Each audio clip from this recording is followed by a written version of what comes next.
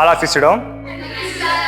ಮೈ dear students, ಇವತ್ತು ನಾವು ಜಾಗತಿಕ ತಾಪಮಾನ ಅನ್ನೋ ಕಾನ್ಸೆಪ್ಟ್ ಬಗ್ಗೆ ಚರ್ಚೆ ಮಾಡೋಣ. ಓಕೆನಾ ಸರ್? ಜಾಗತಿಕ ತಾಪಮಾನ ಅಂದ್ರೆ ಏನ್ ಸರ್? ಜಾಗತಿಕ ತಾಪಮಾನ ಅಂದ್ರೆ ಭೂಮಿಯ ಸರಾಸರಿ ಉಷ್ಣಾಂಶ ವರ್ಷದಿಂದ ವರ್ಷಕ್ಕೆ ಹೆಚ್ಚಾಗ್ತಿರೋದನ್ನ ನಾವು ಜಾಗತಿಕ ತಾಪಮಾನ ಅಂತ ಕರಿತೀವಿ.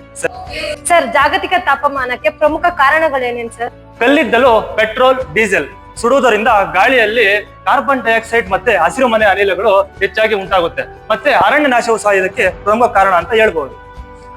ಜಾಗತಿಕ ತಾಪಮಾನಕ್ಕೆ ಪ್ರಮುಖ ಕಾರಣಗಳೇನು, ಅದರಿಂದ ಬೀರೋ ಪರಿಣಾಮಗಳೇನಂತ ನಾವು ಚರ್ಚೆ ಮಾಡೋದಕ್ಕಿಂತ ಒಂದು ವಿಡಿಯೋ ಮುಖಾಂತರ ನೋಡೋಣ. ಓಕೆನಾ? ಅರ್ಥ ಆಯ್ತಾ?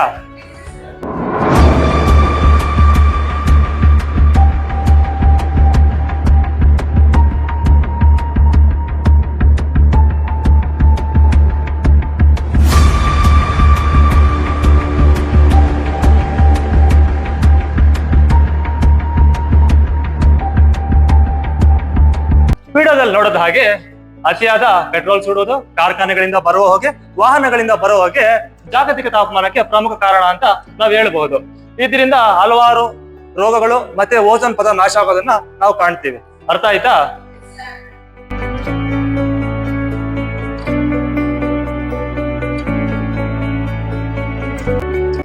ಓಕೆ ಸ್ಟೂಡೆಂಟ್ಸ್,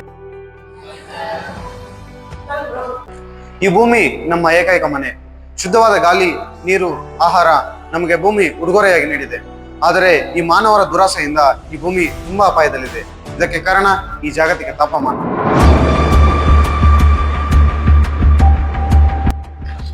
ಚಂದ್ರ, ಏನೋ ಬಿಸಿಲು ತರ ಬರ್ತಿದೆ. ನೋಡ ಎಷ್ಟು ಸುರಿತಿದ್ಯಲ್ಲ. ಹೌದು ನಾಗಲೇ, ಮಳೆ ಇಲ್ಲ, ಏನು ಇಲ್ಲ. ಈ ಮಳೆ ಮುಖ ನೋಡಿ ಎಷ್ಟು ದಿನ ಆಯ್ತು. ಏನಾಗಿದೆಯೋ ಈ ಭೂಮಿಗೆ ಇಷ್ಟು ಶಾಖ ಬರ್ತಿದೆ? ಕಾರಣ ಏನೋ ಗೊತ್ತಾ? ಅಯ್ಯೋ ಅಣ್ಣ, ಇದಕ್ಕೆ ಕಾರಣ ಏನು ಅಂತ ಗೊತ್ತಾ? ಈ ಅಭಿವೃದ್ಧಿ ಹೆಸರಲ್ಲಿ ಸರ್ಕಾರ ಮರಗಿಡಗಳನ್ನೆಲ್ಲ ನಾಶ ಮಾಡ್ತಿದೆ. ಮರಗಿಡಗಳೆಲ್ಲ ನಾಶ ಆಗಿ ಕಾರ್ಬನ್ ಡೈಆಕ್ಸೈಡ್ ಪ್ರಕೃತಿಗೆ ಹೀರ್ಕೊಳ್ಳೋ ಶಕ್ತಿ ಕಡಿಮೆ ಇದೆ. ಅದಕ್ಕೆ ಈ ಭೂಮಿ ಮೇಲೆ ಜಾಗತಿಕ ತಾಪಮಾನ ಜಾಸ್ತಿ ಆಗ್ತಿದೆ ಅಣ್ಣ.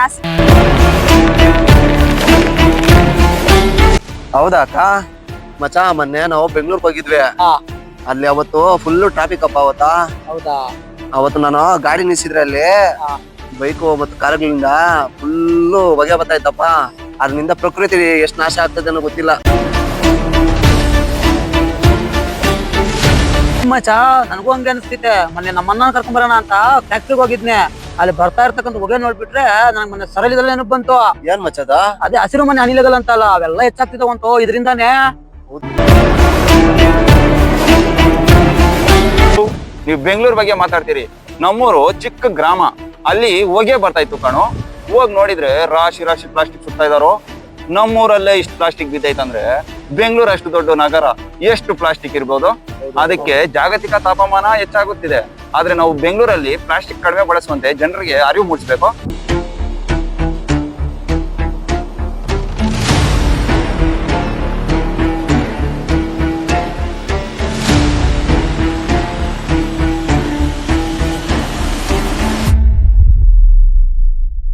ಈ ಎಲ್ಲ ಪರಿಣಾಮಗಳಿಂದ ಕಾರ್ಬನ್ ಡೈಆಕ್ಸೈಡ್ ಮತ್ತು ಹಸಿರುಮನೆ ಅನಿಲಗಳು ಇನ್ನೂ ತುಂಬಾ ಹೆಚ್ಚಾಗ್ತಿವೆ.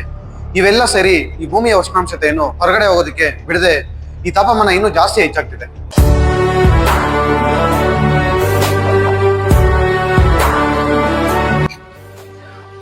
ಅಯ್ಯೋ, ಮಳೆ ಬರ್ತಾ ಇಲ್ಲ, ಬೆಳೆ ಎಲ್ಲ ಉಳ್ಗೋಯ್ತು. ನಮ್ಮ ರೈತರ ಕಷ್ಟನೇ ಇಷ್ಟ. ದೇವ್ರೆ, ಯಾಕಪ್ಪ ಹಿಂಗ್ ಮಾಡ್ತಾ ಇದ್ಯಾ?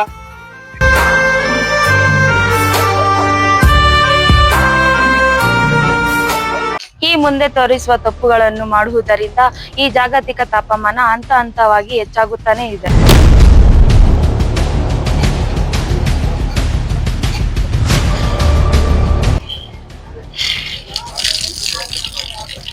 ಓ ಅಕ್ಷರ, ನಲ್ಲಿ ಆಫ್ ಆಗ್ತಾ ಇಲ್ವೇ? ಹೋಗಿ ಬಾರೋ, ನಮ್ದ ಅದು ಗೌರ್ಮೆಂಟ್ ಅಲ್ವಾ, ಫ್ರೀಯಾಗಿ ಸಪ್ಲೈ ಬರುತ್ತೆ. ಬಾಬಾ ಹೋಗೋಣ.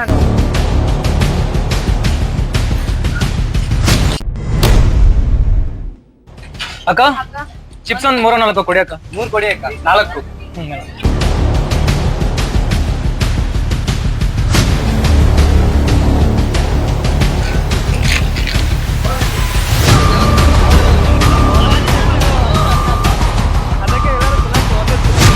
ಹೆಂಗಿದ್ರು ತಿಂದಿದ್ದೀವಿ.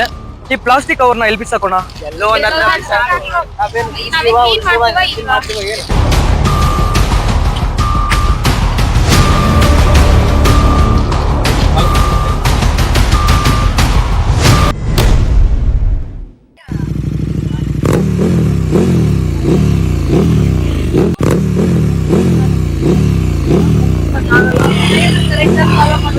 ಎಲ್ಲಿ ಶಿವ ಹೋಗೋದಿದ್ದು?